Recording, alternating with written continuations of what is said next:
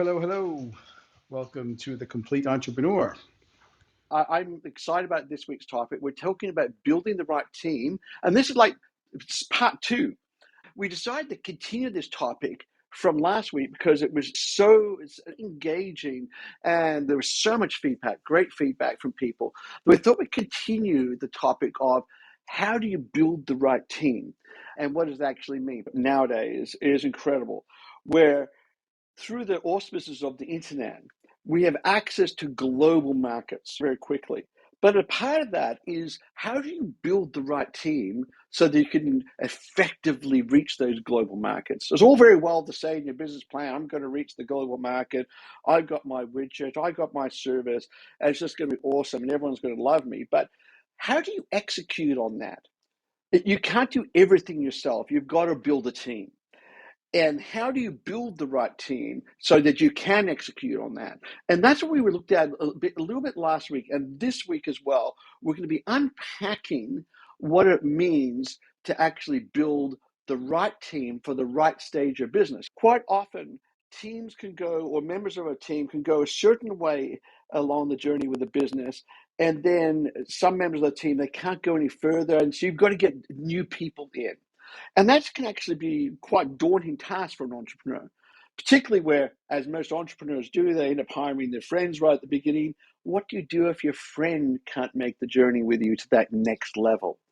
And how do you select the right people for the for your team? And these are some of the really interesting things that we're going to be exploring. So if you're in your audience right now and you say, my goodness, boy, have I got some stories to share with you, some good ones, some bad ones, or great team members, like horrendous team members, all that sort of stuff, then stick your hand up. We'd love to go along and invite you to the stage so you can share. And if you were here last week and you were on the stage and you want to continue to go along that discussion, then please stick your hand up as well, and we'd love to have you up here with us. But Michelle, it's great to have you here moderating with us. Michelle, you were in this session last week, and when you really reflect on last week, what are some of the things that really really provoked your thinking about what occurred in the session, The Complete Entrepreneur, last week?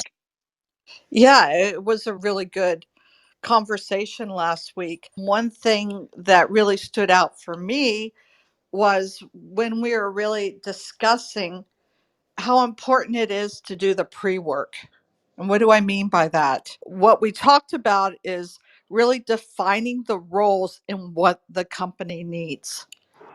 That's oftentimes very hard to do for folks because you find someone or you see someone or, like you said, someone who's very talented. And that's all fine and good, but it can be very hurtful to the company and to other people. It can become toxic if it's not the right fit, if it's not the right skill set for what the company actually needs. So really it's, I guess, a philosophical question in terms on how you're going to hire, but what I really believe is you have to be careful and hire for what the company needs. And also it's the same for giving promotions or raises. You have to be careful, otherwise you actually damage the folks that are being productive and that are seated well. Thank you. Yeah, how true, how true. It's being very careful with hiring. What they say is be slow to hire, be quick to fire. And it's like, how do you select the right person? And I must, in my business right now, in one of my businesses, we're going through that process at the moment. And I can just reflect on some of the things we did. We really looked at the business and said, okay, so what sort of people do we need to take the business to the next level? And after we really, like my business partner and I, we sat down and we really thought about it and we said, okay, these are sort of people that we need. We then began to write a detailed job description, not for the position, like trying to get like a marketing person. Like you can just go online, you can download a standard marketing person position description, but it's what do we want that person to really do? Like where does the rubber hit the road? It's not this theoretical, hey, do marketing, but it's they need to do this at this point in time. Do they have experience in that area and so forth? So we wrote a very detailed description. And what we then ended up doing was, rather than actually putting it into like on a job board somewhere or anything like that, we then said, okay, through our own personal networks, do we know people who could possibly fill that role that we wrote down? And we began a process of finding people and going through them and taking a look at them and so forth. And it's been quite a journey in that process. And when I say quite a journey, it's been like numbers of months, like slow to hire, fast to fire. But the key thing we're looking at is, how do we build a team to take it to the next level, the business to the next level?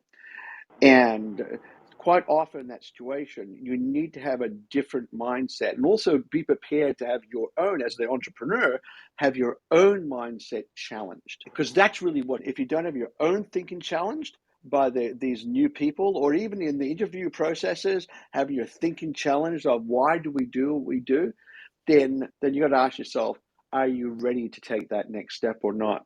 So, Jeff, when your own experience in hiring people, and dare I say, laying off people and that sort of stuff, what is the process that you've gone through in your different organizations that you've been part of in your career to be able to put someone on?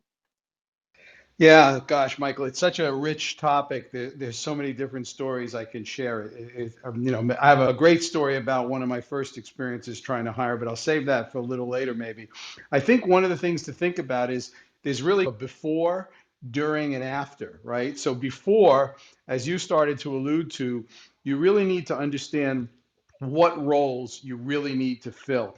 And sometimes it's not what you think. You really have to look at your business and your business model. You have to really be self-aware. What are your skills as a founder? What are the things that you should continue to be responsible for versus what are the things you should be delegating to someone who's more qualified than you are for those tasks? And that's a hard thing to do, especially early on if you're a founder, to give up things that you've had to do from day one to just get the company off the ground. But now that you're ready to scale, you need to let go of things and hand them off to other people. So you really need to, before you hire, before you build the team, have a sense of what that team needs to be and what roles you really need to fill and in what priority order. Sometimes companies make the mistake of hiring the wrong people at the wrong time before you actually need them. And that could even include hiring a sales team. If you hire a sales team before you understand who your customers are and what your sales process is, that sales team may not have anything to do, or they may not know what to do, or they may not be successful doing it. So there's a lot of preparation before. During the hiring process, it's really important to understand the company culture. So you need to understand what are the values this company has, because you want to hire people who fit that culture. So as you're in the hiring process, not only do you have to take into consideration what are their skills and capabilities and are they going to be able to fulfill the role, but are they also going to fit in on a cultural level, right? Are they going to be someone that you and your team are going to want to work with, and vice versa? During that process, there's a lot of things to consider. And then, of course, afterwards, once people are hired, it's critically important that what is expected of them and that they know what is expected of them. So what are going to be their responsibilities? What are their goals and targets? What are your expectations? And they should know right up front what your expectations are so that you have something to measure performance against going forward. And then, of course, you want to keep the company culture strong and you want to keep those employees happy to retain them. So after they're hired, you have to think about retaining them and keeping everyone motivated and happy and performing at a high level. So really, it's a big process, and there's definitely a before, during, and after, in my opinion. Yeah, what a great lot of advice you just gave just then, Jeff. Like it just breaking down the whole process of getting that ideal team member on board. Yeah. So you're listening to The Complete Entrepreneur, and we're discussing a really important topic. It is building the right team and unpacking what that actually means and how do you go about building the right team. If you're in the audience there and you're saying, look, I've got some great stories to tell about this, or I have some questions, please raise your hand. We'd love to hear from you and invite you up to the stage so you can share. Because realistically, many of the reasons why we as moderators and me as the host run this show is to hear from you. It's not just a one-way conversation, but a two-way conversation. Just on that, we're going to come to Brian in a second to hear from him. But just looking at how to build a team to take your business to the next level can be a real challenge, because sometimes when you look at your team, you think, does this team member, are they able to take that next step? But what happens if you're not able to take that next step? But just before we tap into that thought, I just want to hear from Brian. Welcome to the stage of the Complete Entrepreneur. We'd love to hear from you and your thoughts on this topic. Over to you, Brian. Brian, if you're there, unmute yourself, tap that microphone, and also happy birthday. It looks like it's your clubhouse anniversary with your red balloon. Oh, there we go. Thank you guys for having me. I wasn't aware what that red balloon meant. I was trying to figure that out. Anyways, I'm actually driving home from an interview process right now, so good timing for me, at least to be able to speak about what's on my mind. I'm in a position where it's weird. I'm hiring a CEO who is effectively my boss, even though we'll be majority owners. It's not my first company, so I've made plenty of mistakes in the past. Some things that I can put out there when you're thinking strategically about how to best grow the value of a business and align with the priorities of yourself and the other founders, board, and investors is hiring somebody who's going to be on board for the vision, the big picture, as well as be able to grab the bull by the horns. I think for me, what I've learned, at least in my experiences, some of the people are maybe they've had a major exit, or they're farther along in their careers. They're not as hungry. They're not growing into the role just because they sit on a lot of boards and have a lot of accolades. That might not be what your young, hungry company needs. So I would suggest that to me, I like to hire people who are growing into roles as opposed to somebody who has done it before and knows is not open to new formats. I also think that it's extraordinarily important to make sure whoever you bring into the entity, whether it's your best friend, your brother-in-law, whatever, not only that they're qualified, but that they vest over time. I would not suggest dishing out equity, especially to people. At the end of the day, it always seems that your employee wants to be your partner wants to be your partner until he's not getting, the exact paycheck that he needs to be. So I would always err on the end of caution, try to find ways to clean up situations, and I would definitely think big picture, long term, and not only who's the right person for today and the future, but what happens if they turn out not to be the right person in the future as you go through this process. Yeah, some great thoughts there, Brian. That's for sure. So, do you mind me asking you a couple of questions? Like, you're just coming back from an interview, from interviewing a potential CEO. Is that CEO going to be replacing you as the entrepreneur? I would say yes. Probably move to an executive chairman role is the thought process there. Yeah. So, what was it like for you to come to that epiphany that maybe you're not the right person to take your company to the next level, and you needed to get someone else in there, and maybe you become more of on the board, and then you've got someone who could be the CEO. Was that what sort of processes did you go through to realize that? Comes from a fewfold. One, doing more than one thing, and just when it comes to the devotion of sticking with one thing, not in a bad way, but selfishly, it's easier to grow my personal value by sitting in a chief operating officer position or a executive board position, still being able to do everything that I possibly can, but having somebody else really steer the ship. I think at the end of the day, you need total and absolute devotion to whatever you're working on as when it's working, when it's scaling. And to me, what led me down the path was some capital coming into the equation in major format and making sure that we had somebody who wasn't going to say I wanted to face to the company that wasn't in a good way. And then I think the second piece is just being able to juggle a few startups at once. It's not feasible, once you've reached scale in more than one thing. I don't know if that was a fair answer, but Yeah, it was an interesting one, and I think it's an issue so I that missed what you many said. I entrepreneurs. had a call come in, so can you repeat that? Yeah, no, yeah, I think it was great reply. I really do appreciate your openness and your honesty with that. I think it's an interesting issue that a lot of entrepreneurs that they wrestle with, where when and if they should replace themselves, and or what it is that they really enjoy about the business and what it is that they don't enjoy about the business. And quite often there's a pressure on an entrepreneur that they have to be the CEO until there's an exit or something like that.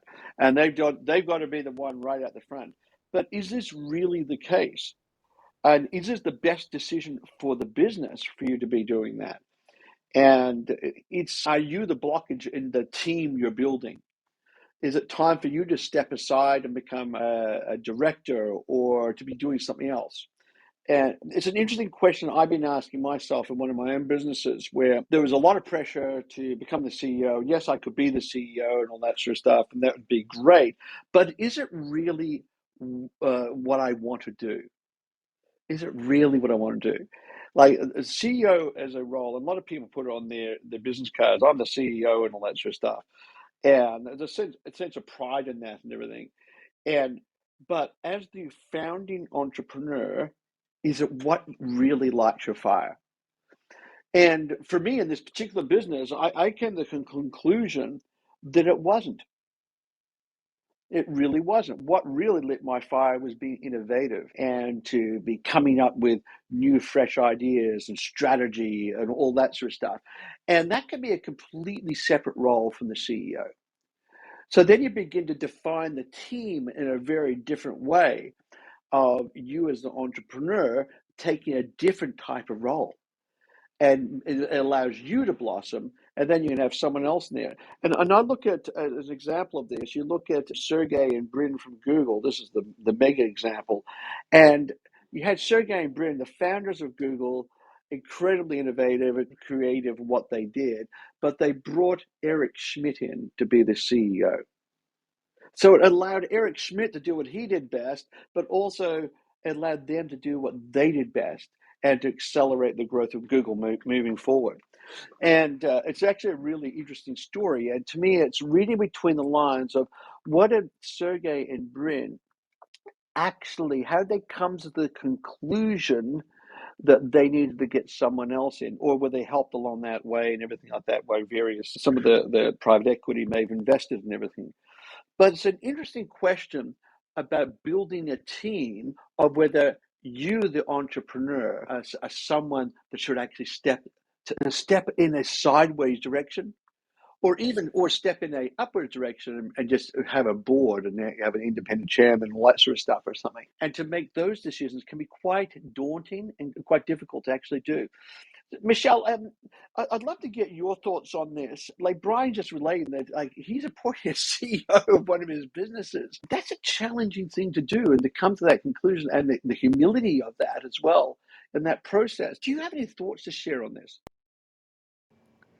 Yeah, I think, like you said, it's very smart actually that you realize when you don't have the time or you don't have, dare I say, the skill set, or you just think somebody else could move it further. Sometimes you do those things too so that you can get investing and move the company to another level or sell it or whatever it is. And I'm always impressed with people that I'll say have that emotional intelligence that's a real strategic skill, Brian, to be able to look and be brutally honest with who needs to be sitting where. And before you even said it, in my head, I'm thinking, oh, Brian has lots of things that he wants to do and be an entrepreneur, and that's can be extremely valuable for your investors and your family, I'm sure. So kudos to you. Thank you. And the other thing that I would just stress at the end of the day, your job title as CEO is a title. The structure of the company, if you still own the majority of the company, you're still the boss because they work for the board and they work for the majority of the shareholders. And that it is humbling in some aspects. And there is this like managing up, managing down process. Don't let your ego get in the way of moving forward as quick as you can. Yeah, you're listening to The Complete Entrepreneur, and we're discussing the great topic of building the right team. And sometimes that team may not involve you. So if you're in the audience right now and you're saying to yourself, boy, have I got some questions about this, or this is really resonating with me, should I continue on with my business or not? Am I the right person for my team or not? Or really wrestling with those type of issues, then please stick your hand up. We'd love to hear from you.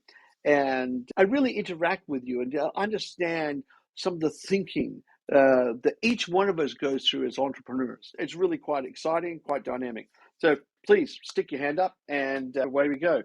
But in the meantime, Sumi, it's wonderful to have you on the stage of the Complete Entrepreneur, and love to hear your thoughts on this topic of building the right thing. So welcome to the stage, Sumi. Thank you so much, Michael. Thank you, Michelle, Jeffrey. Great contributions and great topic. And thank you, Brian, for your contribution as well. And I just want to commend the room and as well the topic. Yes, I find this topic very important because a good team will actually help you actualize your vision. And a good team would help you see that it's not just your vision anymore, it's our vision. So there's just this collective effort towards the same goal, which is very encouraging for every entrepreneurs out there. But before I go into my contribution, there was something you said about appointing a new CEO, appointing a new, let me just stay on CEO for your company. I find that very humble as well. I find that very positive, but I also need to also warn that it depends on what kind of company that you're building, depends on what kind of vision you're building, because it can be very tricky at times. But for me, I'm the president of the largest entrepreneurship network in Africa. And from day one, my succession plan was my first assignment. I tell all my team members the most vacant seat in my organization is my seat, is the seat of the president, because I've got to make sure that I've got to get a different president who's going to see the same vision and run the vision the way it's supposed to be. So I think for my kind of vision, it takes time. I need someone that's going to walk through the journey with me for a couple of years, make sure that he shares the same vision, someone that's very close to decision making and is aware of the kind of decisions we make and why. Then it's very easy to transfer that authority to such a person. It will be very difficult for someone like me to just put up a recruitment portal and decide to employ a new president. It has to be someone in the system for a while. Now, going to the topic, for me, when I don't even look at credentials anymore. I don't look at qualifications anymore.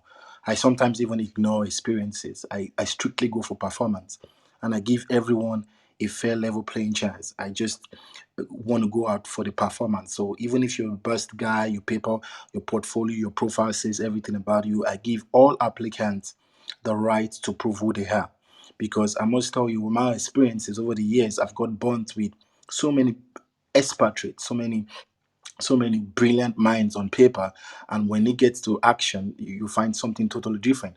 And these guys have wasted your entrepreneurial time, they've wasted your entrepreneurial resources, and you might not get that time and resources again. So for now, what I do is practical is king for me. You get in, you apply, I give you a chance, and then I give you enough room to perform. So I'm very slow in hiring. I'm also very slow in firing, by the way, because I believe that once I've brought you in, I'm going to spend a lot of my time to make sure that I can invest in you to be what I expect you to become.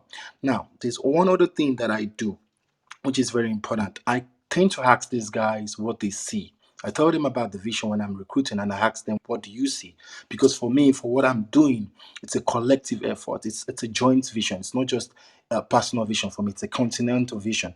So I ask them, what do they see? So from that definition of what they see about the organization, it gives me a very clear understanding about who I'm trying to hire. And when they are on board, I'm very transparent about the vision. I'm very transparent about the future. I share our vision regularly. I share with them the plans of the future. Then I'll make our common destination then becomes our motivation. So it's very easy for the team to stay motivated at all time because we've got a common goal, and that destination keeps us going every day. Thank you so much, Michael. I'm done speaking. Yeah, what a great series of thoughts you have there, Sumi. I really do appreciate that, and I think that the interesting thing that I really got from what you were saying was looking at not just what's on paper, but the actual performance. And quite often, obviously, a candidate will have a trial period, a successful candidate, and it's really the organization and the existing team getting to know the candidate and then seeing if the candidate actually delivers on what they say they can deliver within a period of a time frame. And I remember many years ago, I was in a team, and this guy kept on saying, "We need to go along and raise a whole lot of money." Like, he kept on saying that, and I was like, I was sick to death of it. I really was. I said, "You go along and do that. I'm going to go build a company." And of course, he never did it. So he disappeared off into the sunset. But it's looking at the performance. It's all very well for someone to say something. It's seeing that they perform is so important. Just Jeff, just coming to you just on that is when you look at candidates that you've put on and they're in a trial period as becoming part of the team, what's some of the things that you look for? Obviously, there's the performance aspect that Sumi is talking about, but how about the fit part? Do they fit in the team? Are they abrasive to the team, or are they fitting into the team? Are they really good and challenging, or they're abrasive and challenging? Some of these things that may not come out in interviews and that obviously aren't on paper, as Sumi was saying, but you when you see the color of their eyes as such, and they're sitting across a desk or it makes a team meeting, some of these things begin to come out. So, what sort of things that you have done in those circumstances? I think, Michael, I think a lot of it, two things, like on the performance side of things, obviously it's going to be difficult or easier depending on the type of position. There are certain roles that are extremely measurable. If you're hiring a salesperson and you give them a certain target to meet in their first 2 weeks on the job, which may simply be getting an appointment or getting several appointments, not necessarily closing a deal, depends on the business. But with a sales role, you can give someone very specific goals, and they're either going to meet those goals or they're not going to meet those goals, and it's going to be quite easy. There are other roles where it's not as definable, but you still want to set some expectations, and it's always good to give a new employee kind of a 2 week objective, something that you want them to accomplish in 2 weeks, whether that's writing up a plan of how they want to move forward with their department, or whether it's in a sales situation, getting a certain number of leads on board or whatever. But give some sort of a 2 week target that is reasonable, but also means they have to perform to deliver. That's going to be really helpful. And to your other question about the cultural fit, that's going to make itself apparent very quickly, because other employees will tell you right away. If someone is rubbing them the wrong way or causing havoc or being difficult to work with, you'll hear about it, and then you're going to have to make some quick decisions. Can you sit down and talk with that person and get them on board in terms of fitting in with the company culture, or is it really not going to be a good fit and you have to move on? And sometimes even someone who might be capable of performing well is just not the right fit, and you're better for you and better for them to part ways, and that's a difficult decision. It's particularly difficult to part ways with someone that actually could get the job done. It's just that no one wants to work with them, including yourself. So that happens. Yeah, it definitely does happen in business where everything's great in the interviews and things like that, and but when you actually are working alongside the person, either they're not delivering or they're just difficult to work with. And there's some people like that. And I think Sumi raised a really interesting question, and I'd like to come back to you so on this question.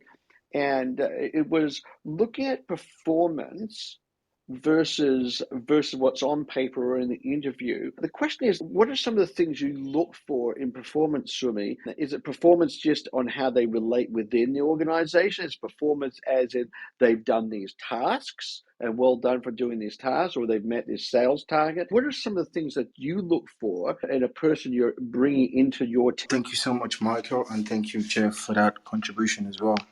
Uh, Firstly, one of the major things I try to test is the test of I simply believe that skills can be taught. I can teach anybody anything I want to, but I can never teach them character.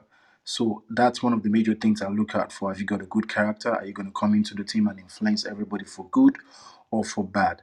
Now, one thing I did personally for my companies was to design specific practical tests for specific roles. So if you're going to be coming into sales, I've designed something. It took a lot of time. It took me years to build this, years of frustration, like resources and time wasted getting people on board who will end up believing they can do a better job. Like the guy you spoke about who said you need more money. If you had followed that guy, it would have wasted a lot of your entrepreneurial time. and you wouldn't have gotten that time back. And look at what happened. He left. He's still going to leave at the end of the day. We've got to be very careful of guys like that. They call business distractions. They come into your business, they make you feel like you don't know what you're doing. They're going to do a better job. They've got the looks, they've got the profile, but I bet you these guys are going to waste a year, 2, 3 years of your time. If you calculate those years, you can imagine the amount of figures in dollars you're going to be wasting on resources that you're even trying to manage. So why not create a template to test everyone for who they are? So on sales, I've got some practical way I will test your character, and I will test direct actions in terms of sales. So I could give you, let me just give you an example now. I could give you, okay, let me just go practical with one. We're looking for country reps at some point, so to represent other part of the organization in other countries in Africa. And one of the practical tests during their recruitment process was during our next weekly assembly via virtual meeting, invite 10 people to come to that meeting. Now, that's this just to check how influential they are, their test of influence. If you want to be a brand ambassador and you cannot influence 1 or 2, 3 people in your country, then you cannot be a country representative. Now, he didn't know what we're trying to check, but we're really trying to check that influence. Now, secondly, in my aptitude test, which they take first before the practical test, there's a question that asks them, how do you think a person should be paid, should be remunerated? Value, experience, or performance? Now, a lot of people will choose value. Oh, I've got so much value, I'm going to bring in so much value. A lot of people will choose experience. I've got so much experience, I've been doing this for years and everything. But the very few that choose performance are the ones I go for first. Because now I see that these ones at least are seeing things my own way. They are here and they want to prove it. Now, value is good, it's important to bring on board. Experience is king. But what measures value and experience is performance. For me, my company, if you cannot perform, please don't waste our time. We're not even bringing you on board. So depends on every person individually, what you're trying to build, what you're trying to achieve. You can create a template. But number one, look out for good characters first. That's the first thing I check, because you can never teach character. If you got the right character, then I try to check you out through these measures I've designed to get out the performance among them. So please, my encouragement would be, take your time to build your own recruitment template. I've got a HR manager, and what he's got is just the normal template. Guys, let me tell you all something. There's nothing as practical as a practical entrepreneur. You're on the field, the market teaches you the real deal. No book, no Harvard, no HR developer will come with so much expertise. Of course, there are things that they're there, they've got the skills, but the practical knowledge of your product is you. And the experience you've built over the years will guide you in forming the right template. Nobody taught me what I did. I just thought, you know what, I've wasted so much time on this thing. I'm going to sit down for months and I'm going to build a template. And I gave the template to my HR, and my HR is, wow, this thing works like magic. We're just sieving out time wasters and we're getting in performance. So it's working for me. And I can bet you, if you go into your wealth of experience, the days you've been burnt, the things that went wrong, use those experience to build a template. It's going to work. Thank you so much. It's wonderful hearing from you again, Sumi, and just some of your experience and being so willing to share that in the forum here on the Complete Entrepreneur. I really do appreciate that input. Yeah, and taking a look at, as the entrepreneur, taking a look at those templates and things like that for the team members, the types of team members you need. And I love that story of the country representatives. Let me share an interesting story I heard one time. There was an airline, and it was recruiting a whole lot of flight attendants. And what they did was they put all the flight attendants into a room and say, okay, your interviews will be at a particular time and all that sort of stuff. And these prospective candidates. And what the flight attendants did, prospective flight attendants didn't know, was there was cameras, and the people or the executive team were watching the flight attendants and how they interacted with one another. And then, of course, there was the interview process and all that sort of stuff. But what they were interested in was those flight attendants would go up and get someone a cup of coffee that they'd never met before. Say, oh, here, let me get you a cup of coffee. And they were the ones that got hired. And it was really, and how they looked at how they interacted versus those who just kept to themselves and everything, because they wanted to have flight attendants who could go and interact with the public on the planes. So there's different things you can do, different strategies you can do, and setting those tests as such can actually be a way of really weeding out, as you put it, Sumi, getting rid of those time wasters from your organization versus the gold and the diamonds, which are really going to shine with your organization, take it to the next level. Yeah, so exciting stuff. You're listening to The Complete Entrepreneur, and we're talking about building the right team and different strategies for building the right team and hearing from experience. We're going to come to Yvonne right now. Yvonne, you shared last week, I believe, on this topic, and we'd love to hear your thoughts again. Yvonne, welcome to The Complete Entrepreneur. Yeah, hi everyone. Hi Jeffrey. Hi Michael, Michelle, Brian, Sumi, Amrita, and everyone else in the room. Yeah, thank you so much for this topic. Thank you for this room. It's always giving so much value. My question, actually got a question because starting out, I'm the founder of a startup. We're actually looking at taking our first hire very soon, within the month. And my question is, what's the role of emotional resilience? Do you look out for emotional resilience when you're hiring? Is it important, especially with the fact that there's so much hybrid working and a lot of personal responsibility when it comes to taking on people? Thank you. Yeah, that's a really good question. Michelle, do you want to tackle that one? How do you determine emotional resilience of prospective hires you're bringing into the? That's a really great question. I think it, depends on the position. And I hadn't thought of it that way, Yvonne, but you're making me think. For example, in anything that's support based, I'm thinking a good profile emotionally would be a very empathetic person. And somebody who's in sales, the position, I think maybe you're looking for a characteristic they're very social, they're a networker, they're outgoing. So I would say, I think you need to think about what the actual position is. Of course, we want people that are emotionally mature, but given that, I'm a person that really thinks that you have to hire a very diverse team, of course, ethically, but also their styles, their personal styles. I think that's what balances. A lot of people might not like the people that just react and call things out, but it is good to have people on that team as long as they can manage themselves in a productive way. So for me, it would come down to a couple of rules I have. Are they being productive when they speak and with their actions? Because one of my major rules is anyone who's mean person or cruel to other people, they should be should absolutely be immediately out. It should not be tolerated. People should be supporting each other.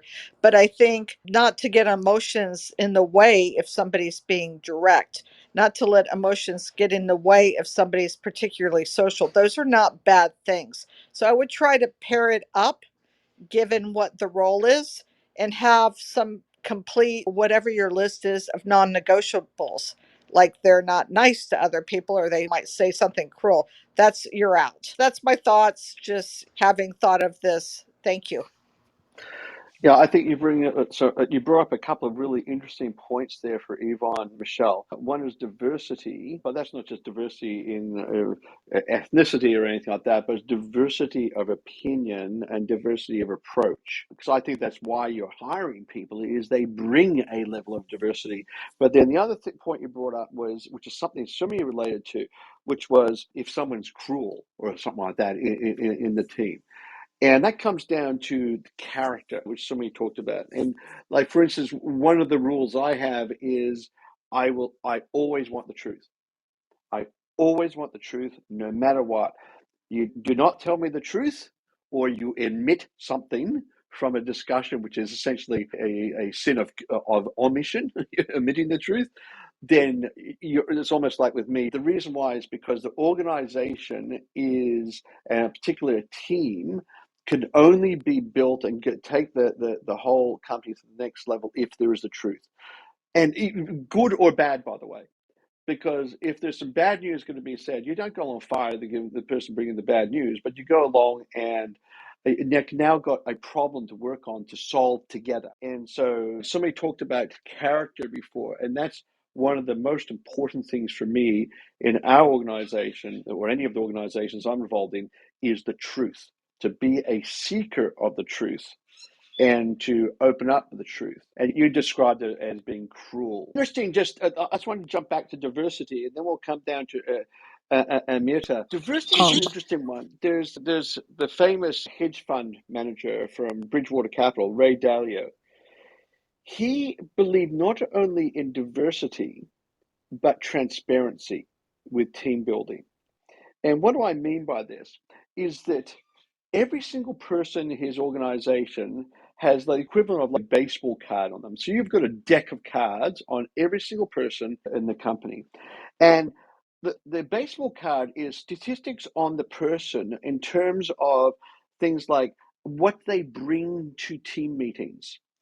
And you can use a variety of different methods for doing this. You can use the Belbin model. So you can say, this person's a coordinator, this person is an evaluator, or this person's a shaper, or a completer, a finisher, or they're a resource investigator. There's all that sort of stuff. So it begins to rate the person. There's different models. And I know Colin, one of the other moderators who's not there this week, he used the DISC model for doing psychological profiling of different members.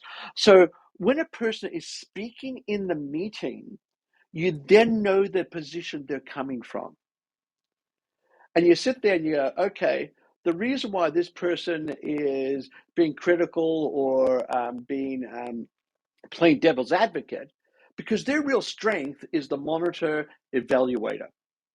They have a real strength in that area. So everyone's looking at the person's baseball cards because you've got them in front of you in the team. And you take a look at it all, and you go, that's why they're behaving this way. But he does some other things. He videotapes every team meeting, the videos, and puts on the corporate network so anyone can look at any team meeting. But more than that, is everyone then has a dashboard in front of them on their computers where you can then rate what the person's contribution was in that team meeting and how they performed according to their role. It's a really interesting thing. That there's a chapter in his book, I think it's called Principles, on this, and he unpacks this. And I would encourage just about every entrepreneur here to get that hold of that book. And if you want your thinking really challenged around teams and the dynamics of teams and transparency and all that sort of stuff, just take a look at that. It is very confronting, and it's not for everyone. And some team people go just some people just cannot deal with it.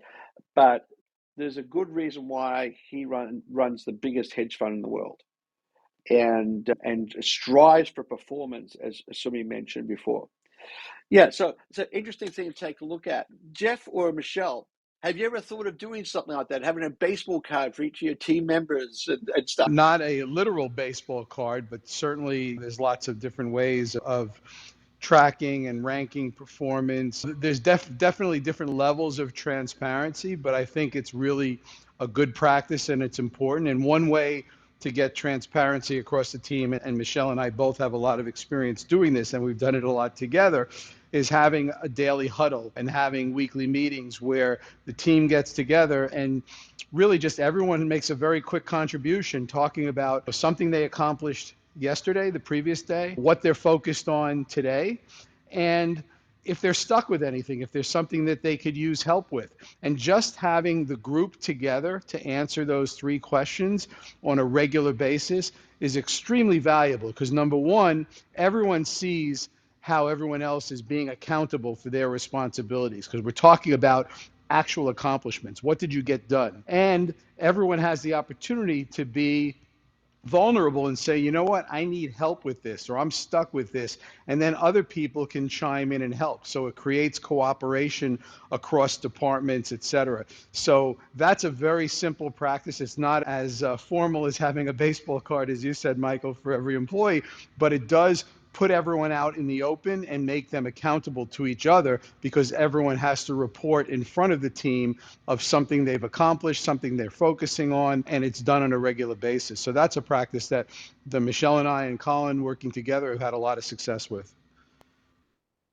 Yeah, that's a great one. We have a company-wide team meeting on Zoom at 3 p.m. every Thursday, and we call it the water cooler, which is exactly what you're talking about, Jeff, which everyone shares what they've been working on and what they've been doing and what they plan on doing next and everything. And just to highlight, it's only like for 1 minute each person, and it's actually it's almost like a time of celebration, and it's actually really good, even just doing it each and every week. It's fabulous, but it can be challenging, a lot of these things, of bringing a level of transparency and a level of scrutiny to not only just performance, but interactions. Quite often I find in team meetings that I've been a part of in different organizations, everything from boards to even operational meetings, is that a person believes they look wise by not saying anything. I think that, why are you there if you're not talking? If you're not talking, like, you're not contributing. If you're not contributing, why are you in this meeting? Go and do something else. And how do you actually get the most from every single person in your team in a team meeting situation? Can be quite challenging as well. And then to appreciate where they're coming from and how they're bringing their unique set of skills to the team and how it's going to contribute to their overall effort in moving the company forward. It's all challenging stuff. But anyway, I just want to jump to Amirta. Amirta, it's great having you on The Complete Entrepreneur, Oh, and welcome to the stage. yeah. Love to hear Hello, from you. everyone. Yeah, I just have a opinion, and I just want your business Janes to just let me know how the opinion is. Okay.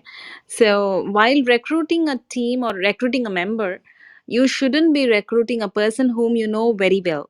So relative, for example, because I feel if you're going to recruit somebody like that, he will know all your positives and negatives, which might affect the company in later stage. That's I feel personally. So I just wanted your opinion on that. Yeah.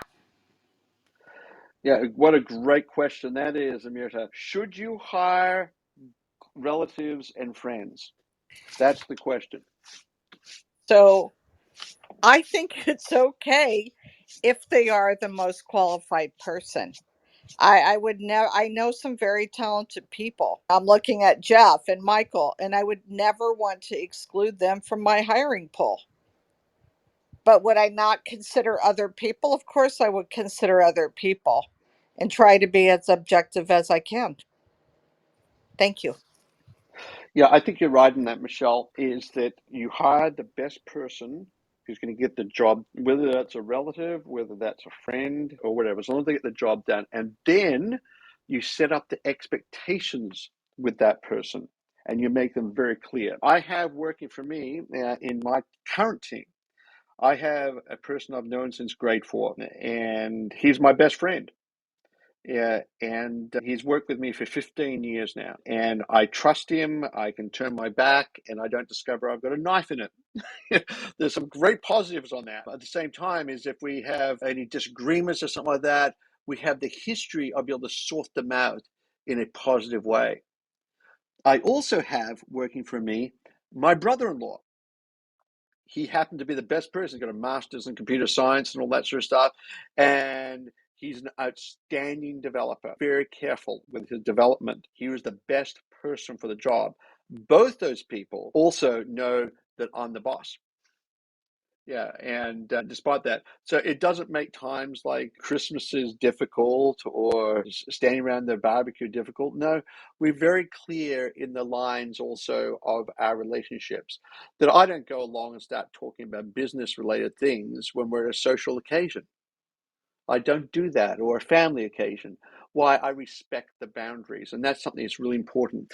I thought I'd raise this as well with your team. One of the fastest ways of burning out a team is not respecting boundaries. And what I mean by that is the weekend is there so a person can refresh. Don't go along and think, I'll just give them a quick call. No, hold off till Monday. Or if someone's on holidays, don't call them unless it's an emergency. I know that even with my own business, if I'm on vacation and my phone rings, then it's an emergency. But 99% of the times, my phone never rings. Why? Because it's two ways. They respect my boundaries, I respect theirs. Why? It's because you've got to look after the complete team. And what I mean by that, it's not just their performance at work, but it's all that lives outside of your business.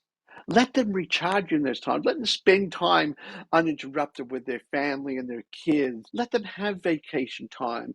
Look after them. And as a part of that, pay your team. Don't go along being nitpicky. Look after them. And with a result for me, I've had a team, our core team has been together for 15 years. We look after them, we pay them well, we give bonuses out and everything like that, and we give them flexibility in what they in their time and things like that. We treat them, I hate to say it, but we treat them as adults. And I find that some entrepreneurs treat their team members as their children. They're not your children, they're adults. Treat them as adults. Expect things of them as adults, but also go along and expect things of yourself to treat them in a positive and uplifting way. I want to come back to you on what I just said there, Michelle. How do you feel about what I just said? I agree completely. It's really hard sometimes that you right when you're the boss, like you have to hold yourself back from micromanaging because you actually hold back the whole company when you do that. And if you can't respect that person, then you should really honestly evaluate why you feel that way. Is it a problem that you need to work on personally, or is there some deficiency there? Because when someone's suffering on the team, it makes everyone suffer. And I don't think anyone wants to be in that position. I agree with you on that. Look, you've been listening to The Complete Entrepreneur, and there's been a whole lot of people that come up at the stage have really shared some of their experience and asked questions. If you're in the audience there saying, yeah, that's an interesting person, just click on their profile photo and follow them. Because you know what, you'll find out some of the other things they may be involved in, which may really help you out in your business as well. So, welcome that. That's for sure. But we've had a great time discussing building the right team, or different strategies for building the right team. It's a topic I think we can go on and on about it because it's so critical to the life of an entrepreneur's business. But what I'd like to talk about right now is what's going on with Startup.club. So, Jeff, what's happening there? Or Michelle, I'm sorry, what's happening there? Sure. We have an amazing session tomorrow on the Serial Entrepreneur Club at 5 p.m. Eastern Time. We're going to talk to two experts on incubators. So, what are the advantages? How do you get into an incubator if you're a startup? So, we're going to have a gentleman who is a TEDx speaker. He runs the Levine Center here out of NSU, that's Nova Southwest University. And then we have a lady who runs Adapt Tech out of Toronto, Canada. Both amazing speakers, and I'm looking forward myself because I've never experienced an incubator. And they're going to tell us like the ins and outs, when's a good time, and how to actually go about getting in an incubator for your startup. Wow, what a great couple of people to be on Startup.club is looking at incubators. It's a not to be missed time. Next week on The Complete Entrepreneur, we're going to be taking a look at a really interesting question, which is how do you work with your COO? Most entrepreneurs are out there and like visionary and everything, and that's why you found the business. But how do you work with a COO then? Your chief operating officer, which says to you things like, it's not in the process, or we need to write a manual on that, or you're outside of the way things should be done. And you're trying to go along, accelerate the business forward, and you feel like you've got a boat anchor. But are they really a boat anchor? Or are they the key to your business's success? Yeah, so how do you actually work with people like that?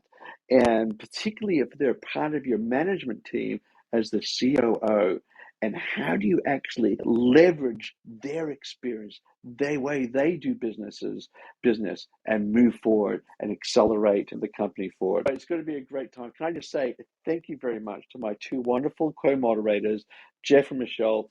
You are such an inspiration with what you share. Thank you for that. And for those people who came up on stage and who really shared from the heart, I just want to thank you very much for your bravery, for your audacity, and also for your wonderful input in today's session. And for those of you who are in the audience right now, thank you for being there. It's you're the reason why we do what we do. And I look forward to seeing each and every one of you next week at 5 p.m. Eastern Time on The Complete Entrepreneur. Thank you very much and have a wonderful week. God bless. Thank you. Thank you, Michael. Thank you, everyone.